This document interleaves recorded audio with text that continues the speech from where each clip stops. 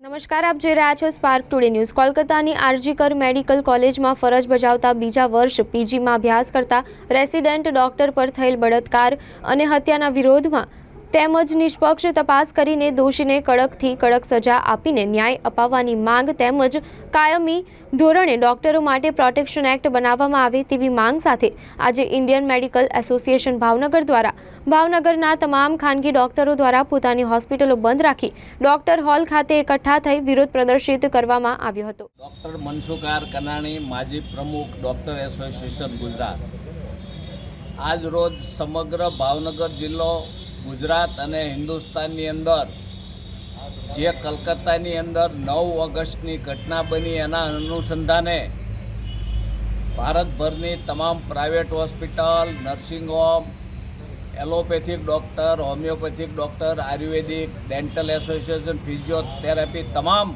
Hospital સાથે સંકળાયેલો staff આજે 24 કલાકની અમે કામથી અળગા રહ્યા।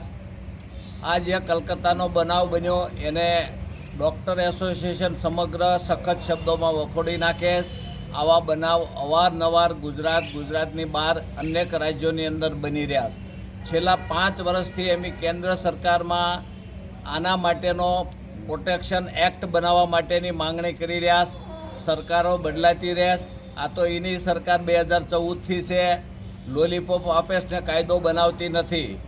2019ની અંદર કોરોના વખતે જ્યારે અમારી ગરજ હતી, અમે 1680 ડૉક્ટરો સમગ્ર હિન્દુસ્તાનની અંદર કોરોનામાં સેવા કરતા ગુમાવ્યા, ત્યારે સરકારે 2019માં ટેમ્પરરી આ કાયદો પ્રોટેક્શનો બનાવેલો અને 2022માં એ વિડ્રો કરી લીધો। આજના દિવસે સમગ્ર અમારી તબીબી આલમની માંગણી છે કે સેન્ટ્રલ લેવલનો આવો લો બનવો જોઈએ।